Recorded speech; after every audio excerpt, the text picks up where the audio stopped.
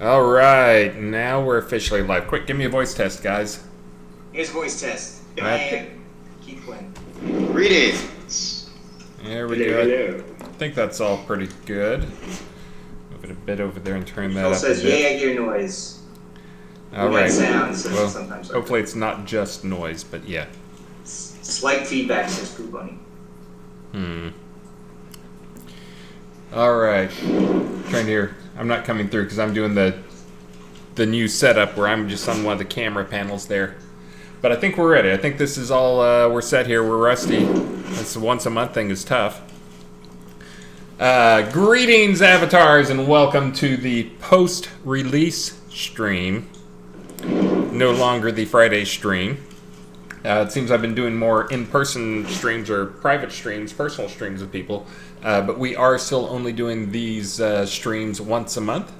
I think, again, if you've missed the reasons, I think we just have better content and we waste less of your time and less of our time. And also just in terms of, the team in general, we don't have to lose every Friday night. And then we get better turnout like we have right now with the 4 people from the team showing up. We, of course, still not get the whole team on here. We have a lot of people who are shy, or at least claim to be shy. But someday we'll get Devil Colt and Wizard Smoke and some of these other people on here to join us. Or List. I think List is always in chat, but he rarely comes in here. But anyways, welcome, guys. And it's Friday after R93 went live yesterday. We had a few kinks right at the start, but nothing too horrible this release. It was actually pretty clean. We did good. I will also introduce my friends here, my companions, co-workers, and I really should make this thing be full screen if I can figure out how to do that. 1 second. Bam. There we go. Now I have all the words on my face so I can get out of the way. Keep that bomb from blowing up on me. But let's see if I can get this right. Up here above me, already introduced himself. We have Keith Sannio, world builder. I'm sure you're going to do a little talking today, just because you can talk about your. I keep wanting to call it Smuggler's Run because I have like the Glenn Fry, the Smuggler's Blues song in my head. But I know that's wrong. Let's see. Oh, yeah, there we go. Up here in that corner. Beep, beep, beep. I'm touching you. We have Steven, Ravalox. I'm sure you guys all know him. You want to say hi? Oh. Hey there. And I just remembered something I left out of the patch notes is you got 3 more maps in this release for... actually a total of 6 new maps in this release. And I forgot to put those in. That's again, yesterday was a little crazy in terms of patches because we did a patch. And then by the time that patch was done, there was another critical thing that needed to go in that I was like, well, I'm not going to publish that patch and then do another patch immediately after that. So I'll just wait and publish them all in sequence. And by the end of it, it started and stopped the build 3 times. And then at the end of the day, I did something I rarely do, which is I published a patch after 6 o'clock. Just not a great way to spend a night if I publish a patch at 6 o'clock and now it needs an emergency patch on top of that. But also, because we were doing some quick patches, I know I've already seen some screenshots of people showing giant pink clouds. That is sadly just a bug we have when we try to do quick builds. Unity gets some material IDs crossed, and we end up with some pink materials. So I've got a slow build going right now. I will probably not publish it tonight, though. But it does have a lot more, a handful of bug fixes, including the one that is in there right now. I think if you use Universe Chat and you type a really short message, then it causes some problems. I don't know whether it locks things up or what, but it doesn't work for sure. So there's a fix for that one in, but that won't go live until this one goes live because we've had so much pink stuff. I didn't want to do another quick build and have twice as much pink stuff. And then over here to my left, I guess on screen left, we have Elgarion. Rick, Elgarion Art, community manager. Good to see you guys. All right. We have a long list of things to talk to you guys about. I did want to share just because I'd mentioned I would tell you guys what I was talking about last time. I did do something crazy. I felt like, and actually I saw that Lainey put this into the made it the message of the day, but I needed to get out, get away from the house, get away from the computer for a little bit, and that is really hard for me to do unless I really get away from the computer. So I had actually been, without saying anything, I'd actually been working and training and trying to lose some weight and lost about 25 pounds since the start of the year, specifically to go do a hike I started 25 years ago, twice. Actually, 21 years ago and then 20 years ago. I started it twice, and both times we had people get ill and I had turned back on the hike. So I decided I was going to go do a long hike, solo, a backpacking trip, and do it completely by myself. And anyway, so last time when I said something like, I'm sending you a message by singing a song that was like, relating to this, which I will only show you brief pictures and only waste a few minutes of your time because I know you're not here to see this. But I've got a little bit of a captive audience here, so I'll show you guys. But it was a really fun trip for me. Let's see, get this up there. I know you guys don't want to see this, but I actually went to Colorado. There's just south of Aspen, there's a place called Maroon Bells that is a beautiful, beautiful hike. That's about a 28-mile hike. I did the hike solo, backpacking 4 days. Took my time, which I had no choice because I was completely out of breath the entire time. But I got rained on and soaked the first couple days. That is actually from Maxine. She gave me that since she couldn't go with me. So she gave me one of her little stuffed animals and put a sock on it to be a sleeping bag. But anyways, I need to get out there just to get away from the computer for a bit, get away from everything for a bit, and recharge a bit. So here's the one picture I think I took of myself actually, so I could prove I was out there. But it was 28 miles. It was... the whole hike is 10,000 feet plus, and you go over 4 passes, 12,500 feet.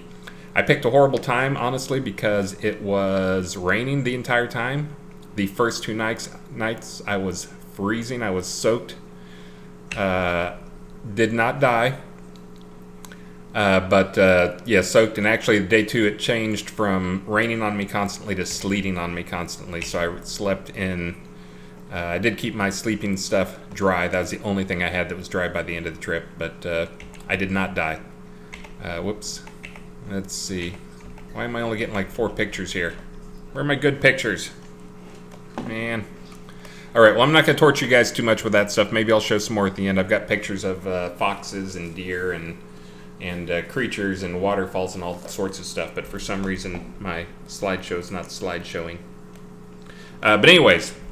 I am back, mostly recharged. In case you're wondering, it was an incredibly hard hike for me. I lost 8 pounds during the hike, which sounds insane, and it did not come back. I've actually gained like 3 of that back, so I lost some more weight. But it was a really hard hike, so it was good. I did not test my safe fall distance. I had not practiced my... actually, funny that you mentioned the safe fall distance, because while I was out there on my 3rd day... there was a helicopter that flew over that as soon as I saw that, I was like, oh, that's never good. But then the next morning, there was another helicopter that came out first thing in the morning. That's one of those things from hiking that you learn is if you see a helicopter first thing in the morning, that's usually a someone's dead type helicopter. And sure enough, someone died out there climbing one of the peaks, and they sent guys out to rescue them. And while they were out there, the rescuers got hit by a rock slide, and they had to be helicoptered out. So, anyways, I'm back, recharged. I did not die. I did take all the safety precautions and trained as much as I can in the flatlands, and it was amazing. So, let's get on to the actual stuff we care about. So we just had the release. Of course, this release was supposed to be a tick release, but we actually ended up getting some big stuff in there. We've got a few things that didn't quite make it for this release that I think will be in next release that will help make next release an even more exciting talk release. One of those things, I think I mentioned it on my Twitter feed, was having a town-wide search for vendor stuff. So that's going. Wizard Smoke's working on that. He's pretty confident he'll have it done for this next release.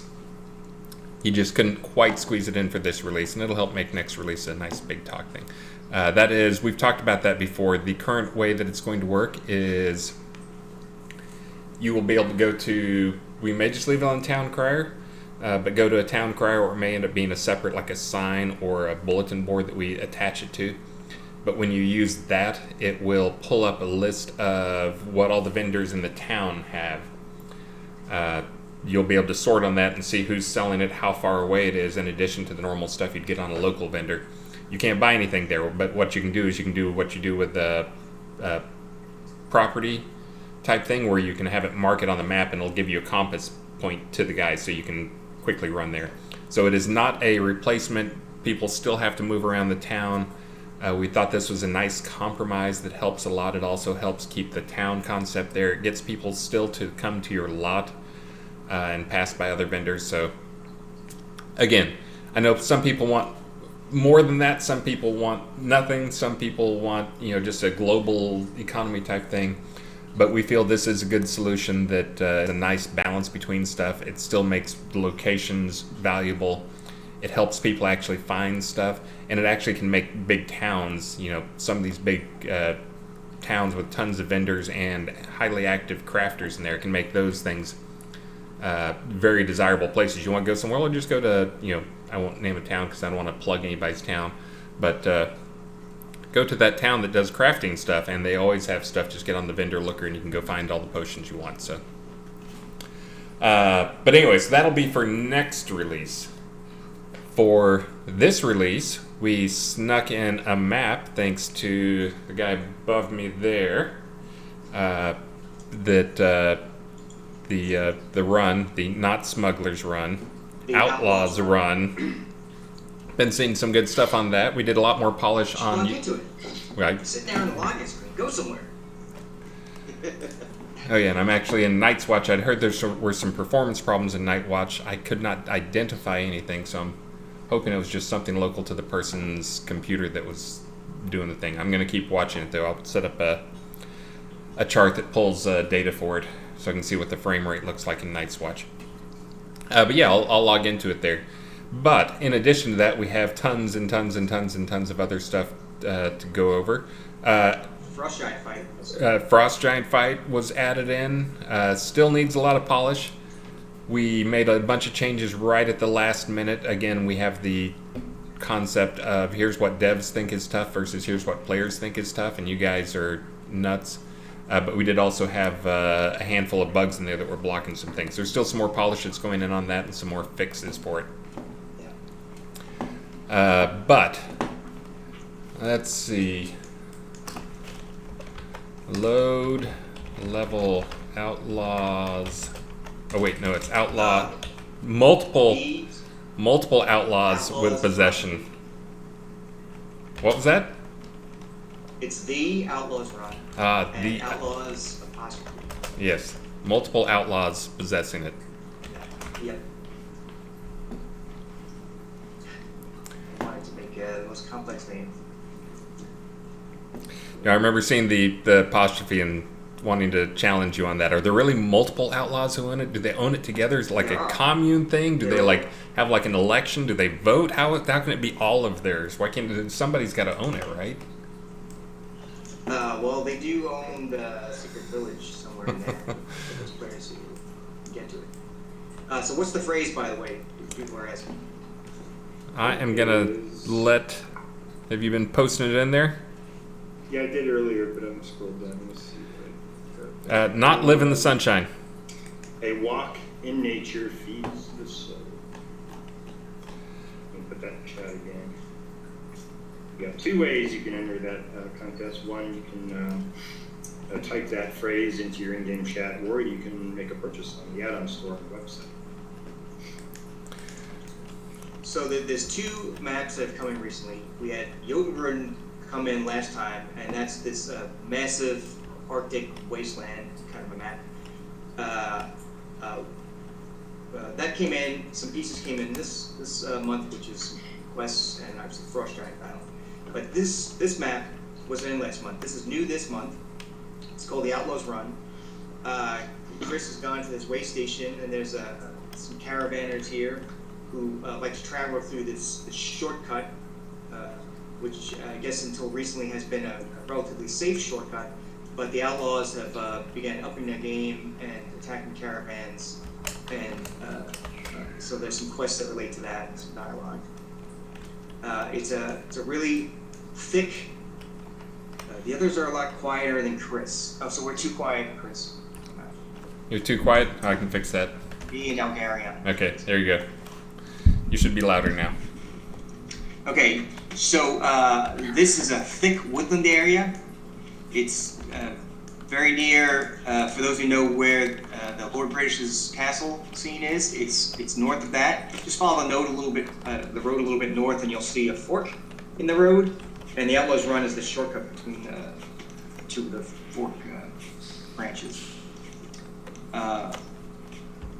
So Chris is right now fighting one of the outlaws. There's outlaws that patrol and outlaws that are here and there.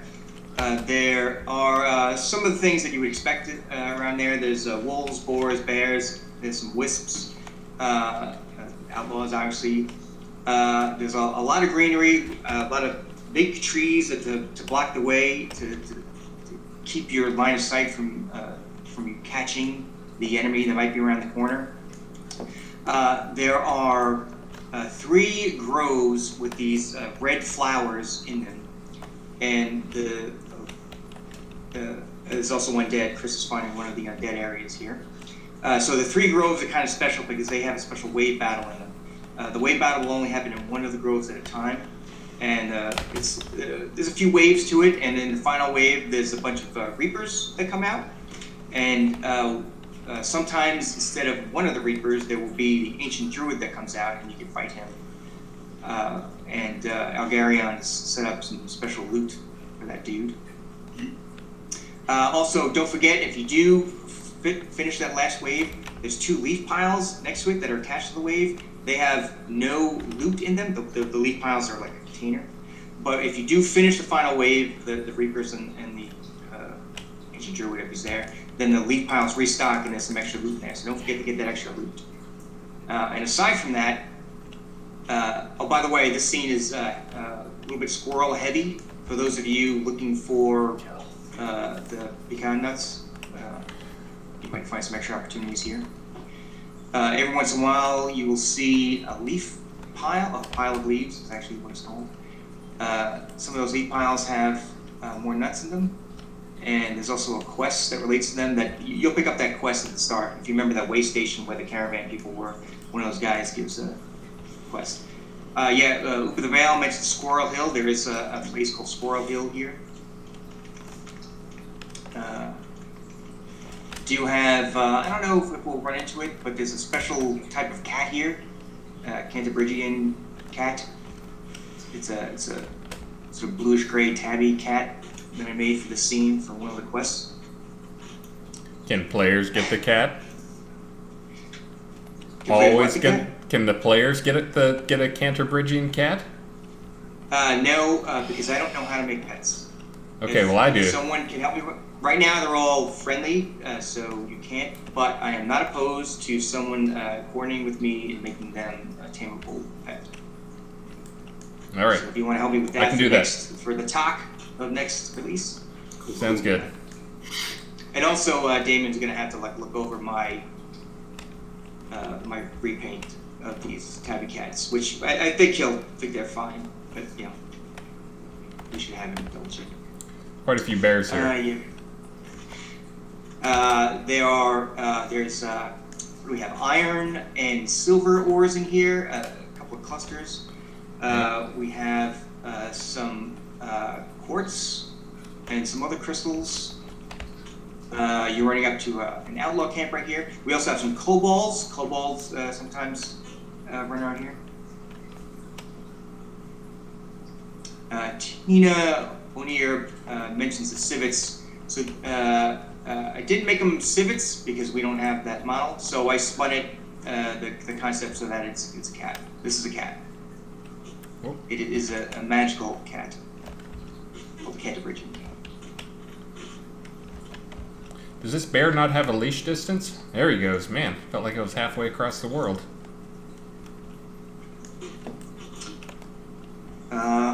What else do we have in here? Like I was saying, we have kobolds. Kobolds have like a little, well, not little, it's actually a little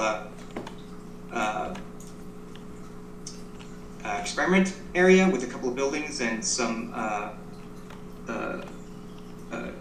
tracks and some things, and they have some of their automated pets to help them keep the place safe. A couple spots with undead, some elementals in a certain area. Must kill the cat. So there's a couple of quests in here. I plan on putting some more quests. One's a simple one about a horse. One sort of sends you around. That's the one that relates to the cats and the piles of leaves. St. Patty's Kitty says Rich Troll. Sort of. Not exactly.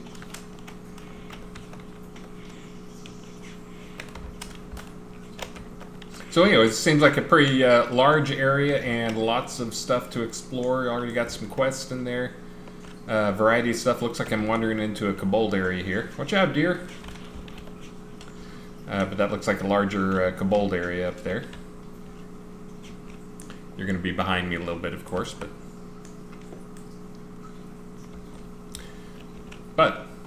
Oh wait, you're frozen. That's why you suddenly got quiet. Sorry, it took me a while to realize that. He's always happy, so when he freezes on a smile like that, we just think it's normal. Anyways, Elgarion, are you frozen? No, I'm staring at the questions. Oh, okay. Do you want to do a quick rundown of the bullet points for stuff that went in for this sure release? will. Absolutely. Here's the link to the update for R93 guys, and you'll see it's quite a bit of new stuff that's come to the game. Lots of fixes, improvements, and of course, lots of new content. This is a talk cycle in our development cycle.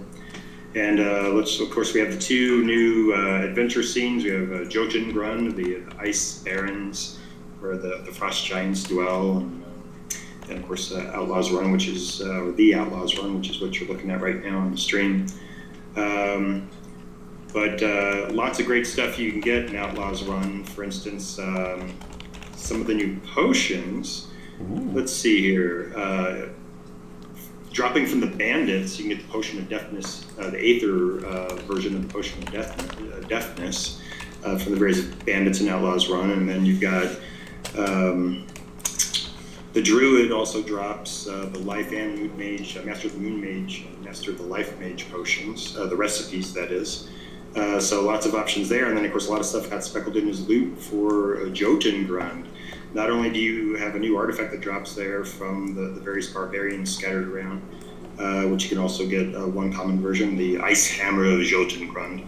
If you do the Signal Fire quest line every day, you can get one common to slowly build up towards your epic, or break down for imbued gems. They also have the Frost Giant's Eye available if you're lucky enough to defeat the Frost Giant, and he does drop the Frost Giant's Eye pretty regularly. Let's see here. Rare chance you can get a Frost Giant Skull as a trophy to put in your homes, and also the giant trophy where you can get two fragments, the handle and the hammerhead, to make the giant version of that Frost Giant's hammer, and you can put that as a decoration on your lot or as a player-owned town decoration as well, because it's pretty big. And if you collect, let's see here, 1, 2, 3, 4, 5, 6, 7, I think, total fragments, I think. Yeah, because you need 4 straps, and then you need the helm fragment and then the 2 horns. You collect all those pieces from defeating the Frost Giant, you'll be able to reconstruct the giant Frost Giant helm. That's great for, town deco, and of course in your trophy rooms and your property and stuff like that. Let's see, what else do we got? 54 new plant decorations that you can get through agriculture or through slaying the druid. He'll always drop 1 plant decoration every time, amongst other things, or chances to drop other things. And you can also get them from, of course, agriculture. So let's say if you wanted a decorative version of, let's say, your apple tree, we have a chance to get it from agriculture. And the advantages to the decorative versions over the ones that normally you would have to grow it and leave the planter there, and that's your decoration, right? But one, you don't scale planters. So now you have versions that are scalable. They have much more forgiving collision if you want to put, a lot of these plants up really close to each other or underneath each other a little bit. They have pretty carefully designed collision to make sure you can kind of maximize a big, robust vegetated area and get it in there nicely. And of course, most importantly, you can put them in your player-owned towns because you can't put planters in your player-owned towns. So hopefully you guys end up liking those. And I think I did put extended scaling on them from 0.5 to 1.3, I think. If not, I can go back and do that. Glad you like them. Who is that? Daniel. What else do we got? So 12 new potion recipes, guys, scattered throughout the realms. So of course you have new versions of Potion of Acumen, Deafness, and Might. And then you have, for the 9 schools of magic, you have potions of master mages, essentially magic mastery. So the potion of the master air mage, etc. And what those do is they scale your, let's use air magic mastery as the example. Well, you pop one of those, and it's going to take into consideration your adventure level. It's going to take into consideration your actual specialization type level, your mastery level, and use that to augment the mastery level. So the more you level it, the more you level your character, and you'll see more benefits on those potions. You only pop one of those, too. So even though you can specialize in 2 things, you kind of have to pick, okay, well, which of my 2 specializations do I want to augment a little further with a potion I pop, and maybe you use one for one situation and the other for the other.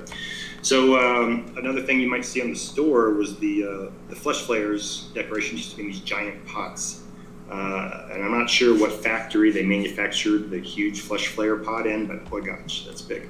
So anyway, there's now a non-potted version of those on the store, but if you just happen to get lucky and you capture or get a withered Flesh Flayer baby from one of the Flesh Flayers in PvP scenes, and there's a few scattered in non-PvP scenes as well, like in the Rise. Well, you can of course place that as a decoration. It just looks like a dead Flesh Flayer that's still dried up.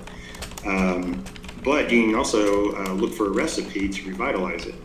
And well, guess who has that recipe? Well, it's those 3 elven mages in the room right next to the Flesh Flayers in the Rise. They have a good chance to drop that, and then you take that to your alchemy station, the recipe, the withered Flesh Flayer baby, and then bada bing, bada boom, you've got your revitalized Flesh Flayer baby that you can also place as decoration, and it animates like the larger ones. But all 4 of the new ones, they look like they're coming out of the ground. They're not in a pot, so that's kind of nice, I guess. What else do we got here? You have 2 new craftable decorations, wall boards, a square version and a rectangular version. And what this is it's a wall decoration that kind of looks like a pegboard, bulletin board, that kind of stuff. But it accepts other wall type deco on top of it. And so you can, kind of emphasize, well, I'm putting these bulletins here on my wall, but I'm also gonna put a clock and a candle and stuff like that, or other little wall decorations, just to kind of make it stand out more on, let's say if you had a brick surface and you wanted a certain area of your wall to stand out and you have a wooden surface, you put deco there. A few folks have been asking for those. Tents, lots of new tents. I think it was like 9 new tents total. Quite a few of them went on the store. I think 6 of them went on the store. And then you have 3 new craftable ones. You got the small canvas craftable, and then you've got the small kobold tent that's craftable, and then you've got the triangle kobold tent that's craftable. Now the recipes drop in, for the kobold ones, they drop in Greymark Forest, and Sannio was helping me today because people were complaining about, well, I'm not getting enough kobolds to viably farm that, so I bumped up the drop rate just a little bit today, and I don't know exactly when that's going to patch in. And then Sannio also reworked the spawns a little bit for the kobolds, and even added a little bit of a mix and added a tier 6 kobold commander that would spawn. So you guys should see that probably before R94, and have a better chance to get those recipes. Oh, somebody's coming in like a chipmunk. Yep, that's Sannio. Oh, is that Sannio? Yeah. He tried talking up for the first time since he got back in. Nope, can't hear you now. And then he might be wanting to comment on the new kobold spawns. We can go back to that once he's got his sound up. Property deeds, all have been revamped, the names of them. there's been a lot of deed work in the background you guys may or may not have noticed in regards to pricing and upgrade pricing all trickling down. We're nearing the end of that adjustment where we get to the price points we want. And part of this, of course, is to get them renamed so they sort better in your inventory, which that happened this time. The no trade deeds are a lot more obvious. They say no trade right in the name, and it says it right in the upgrade context menu. And then upcoming also will be some channel work. You'll have a little bit more flexibility in your upgrade channels, especially when it comes to water deeds, so they don't seem so segmented and special. Is my map working now? Of course, founder deeds will always reign, in the supreme their own channel, where they're untouched and special. They'll always be the only place anywhere water tax-free deeds where they have all three of those criteria. They'll always be like that. And let's see, let's go to some of these other sections. Lots of great UI work this time. Wish Devicold was here to share some of this. One is the new pet sheet, the pet character sheet, where you can look at the stats of your pet. And of course, you'll see 3 mysterious equipment slots there. Can't remember, I know one's a toy, one's the collar, and I can't quite remember what the other one was. But yeah, you'll have new gear items slowly trickling the game in the months ahead. R94, you likely will have at least, I would hope at least 3 of each. And that way you can start mixing and matching what you want to enhance your pet with. And I'll try to make them all craftable. And then real favorite one, right-click your gear and repair it. If there's a repair kit in your inventory, right-click it, select the repair, and boom. I mean, repairing could always be, it was kind of a pain in the past, but it's definitely gotten better. Let's see here. Next up, there's a new storage house container in Kingsport where you can turn in 100 diamond fragments, which isn't too hard to get. Even if you were out of them, you probably only have to spend maybe a good 20-30 minutes to complete that daily. And then a lot of things you might have seen trickle in through the month, like drop rates for zinc is dramatically increased because you guys need them for all those empty hardened flasks. And let's see here, pecan nuts are much more prevalent in loot now. Their vendor prices, merchant prices did go up as part of a phase out to get them off of the merchants and put them completely into your hands, the players, to so you control how they work in the economy. And let's see here, and then wow, just so many different changes to quests that Sannio did. I think there was about easily 30 to 40 updates to quests he worked on. There's a lot of little ones throughout. A whole bunch of different quests, yeah. And then let me put in this is all I got, but one more item, and it's the sale. Let me just go ahead and put this in chat as I stop talking. That's the main bullet points, and I guess another one would be Ravalox has got a party coming up with him and the other Bug Brigade members. Maybe he wants to talk about that. Yeah, actually, I guess I'll talk about what's in the release for this month as well first. We are updating the cursors.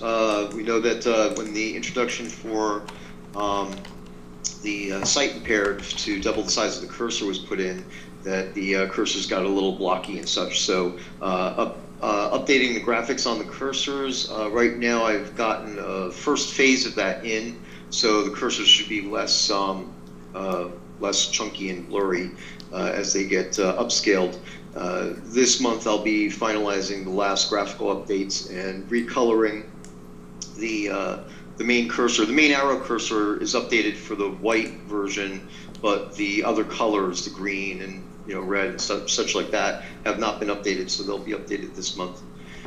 In addition to that, of course, maps were added for Outlaws Run, Jotungrund, and the Obsidian Panopticon. This coming month I'll be doing Well of Alder, as well as continuing on with some of the other miscellaneous maps that are still missing. I had a handful of other ones added in this release as well. So got that. This coming month I'll be doing more dungeon fixes. There are definitely some dungeon rooms that the players should have noticed have now decoration surfaces corrected, or mainly corrected. I'm doing multiple passes on those as well to correct some of that stuff. So the main areas are fixed, and then I have other areas to go in there and fix as well. Again, more maps and doing some bugs. We'll also be doing some data migrations at the end of this month to fix things such as the stone fireplace problem. I didn't get to that this month. I was hoping to get the data migration in, but I ran out of time. So, with all that said, we are having a Bug Brigade anniversary party on Saturday at 8 p.m. Central. Come one, come all. We're going to have some party games, and of course, Justin will be a live DJ for us during the course of the party. And there are possibilities of some other extra surprises since this is a dev run event. So that's back to you guys. All right. Well, I was just doing something. Someone threatened me if I did not do something for them this time. Since we already told them about the sale coming up, I turned on sales for Kodos for the duration of the stream. So this is your bonus for you guys in the stream there. Don't tell people in chat. Okay, I don't care if you do. But the Kodos are on sale just for the duration of the stream. Oh, and I just came over here to show off the map. How rude of these guys to attack me. The Obsidian Panopticon. Another great Sannio level. Thanks. For those players who don't know what it is, it's basically a prison run by Obsidian elves. Apparently there are a few people that are guests of the elves who the elves just don't want to kill just yet. There we go. Also, repeatable daily quest in here that you pick up at the entrance.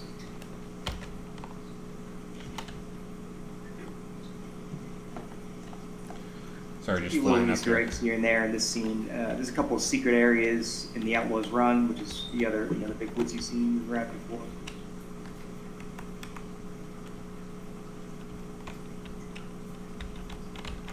Already been to the Outlaws Run. I was just showing off the Panopticon for those people who haven't been over here lately.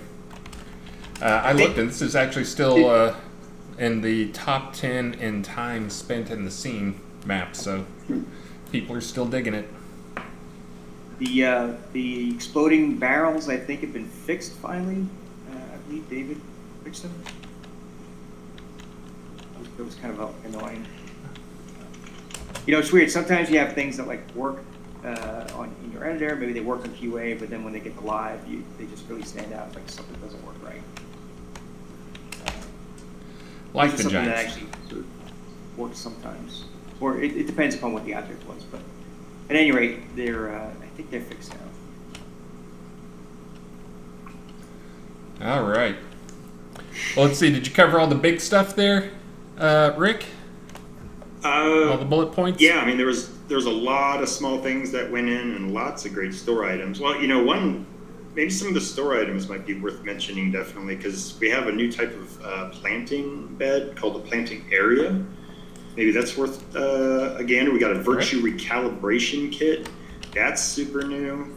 And let's see, new weather machines, new time machines. Maybe that's probably worth mentioning these guys too. Yeah, I can't believe I didn't think of these. So the planting areas, one, you have the single planting area that emulates kind of what the pots were. And so the advantage of these, if you turn on decoration indicators, is you'll see the outline of where your planting area is. Once you plop it, turn your decoration indicators off, it's just going to look like ground from then on out. And so it looks like plants are coming right out of the ground rather than out of a raised planting bed or in a planting pot. And you'll find some advantages to it. One, they're a little, even though the planting nodes are exactly the same size, they don't have the frame border of those other planting beds. So you can nestle in a little bit extra number of them in certain areas. Keep in mind, every node counts as one decoration. So a 2x10 is 20 deco. That's still, you also know since it's not raised, it's actually a little bit lower. You can probably put a little bit more decoration above it than you were able to before. And somebody had an idea, I had it in the question list here, asking if we could have 1x5s and 1x10s so that we can have long, narrow ones for edges, and I'll try to get that in soon. But that's probably what it's going to be. It's going to be a 1x5 and a 1x10 for the planting areas and all variations of planting beds. So I'd have to do all of those too, just to keep it all uniform and on track. And I don't think it'll take too long. Let's see here. Go ahead. Sorry, go ahead. I was just going to jump in to tell people that we're going to try to take as many questions as we can as we've been getting from the Ask a Dev channel. I just want to say that that's one of those things I just added a while back that has been incredibly useful. And again, sometimes, even though you have ways you can get this stuff to us, that's one of those things that everybody on the team is always in the chat. Well, almost always in the chat. We all go to bed and take showers and stuff sometimes, but having everybody in the chat and having that channel there where when you type something into Ask a Dev, it pops up, I think it just, again, it can give more visibility, and we're already in a place where we can discuss things. And so that's actually been really good to help raise our awareness on some things. So we will be taking a lot of questions from that. We're also going to take a few questions I was going to answer from here. But go ahead, Rick. I didn't mean to interrupt you. Oh, no, you're fine. And we have a pretty good point in the chat here is, we could actually get a little better at actually showing people what we're talking about while we're talking about it. And yeah, so I don't know, maybe in the future we'll try to have screenshots of these things available for you guys. Who was saying that? Snow Dog. Yeah, sorry about that. We'll try to do better at that. I'll get some stuff ready in our chat room so Chris can share it a little bit easier because it's coming from his computer. So we have 3 additional weather machines. So the first weather machine was clear, and it was kind of a test of the technology that was put into that device. And so what's it seemed to be working pretty well. We got, they come live on September 10th is when you'll be able to buy the other 3. So you have foggy, heavy precipitation, and storm. Get all the lightning and whatnot. So foggy's that weather type, and it wouldn't switch away like we normally want to. And is that correct? Yeah, there was some weird aberration, and I think it's yet to be decided if it's a feature need to be fixed. Probably needs to be fixed though, because you may not want it to be foggy everywhere you go. After you've left that POT. So. Let's see here. So you also, the new time machines come onto the store on September 24th. Now we do have a few folks like Time Lord who's been having some early test copies of those to help us test them. And but there's gonna be 4 versions of these. You got the sunrise, noon, sunset, and midnight versions. And that way, if you just want to have kind of a creepy, dark, nighttime, foggy location, you can put down a foggy weather machine in your POT and keep it permanently midnight. And that way it'll always be creepy. It's up to you how you want it, or you want to always be sunrise, sunset, I've enjoyed seeing some of the stuff. For those who don't know, I gave Time Lord and a few other people those things to test out just because I did them just on a whim, I think at his request. But I've enjoyed seeing the bug reports followed by the private messages of please don't fix it. So many of the bugs are actually coming up with some cool things that the people who have them actually like some of the bugs. They're all non-severe bugs. They're all pretty minor bugs, but we'll see. We might fix a few of them, but we'll make sure to leave the fun in them. And then for one of the new tech store items that we have, maybe Sam, you'd like to talk about this one also, is the Virtue recalibration kits. Yeah, some players. So in our game, we have this sort of I'll call it a karma system, where as you play, there are opportunities where you can have your truth or love or courage score behind the scenes affected. Usually it's by something in a conversation. Sometimes it's by your actions in the game, like just killing Cobblus. It's a very courageous act, and your courage score will go up. Originally the virtue score kind of only affected whether or not the shroud that you earn at the end is light or dark. But over time we've added a few things. I guess there's a few items that can be affected by your virtue. And so also originally, we didn't really have a great spread of how your virtues were affected, as in like positive or negative truth, positive or negative love, positive or negative courage. Over time, we've gotten better, but some players, they were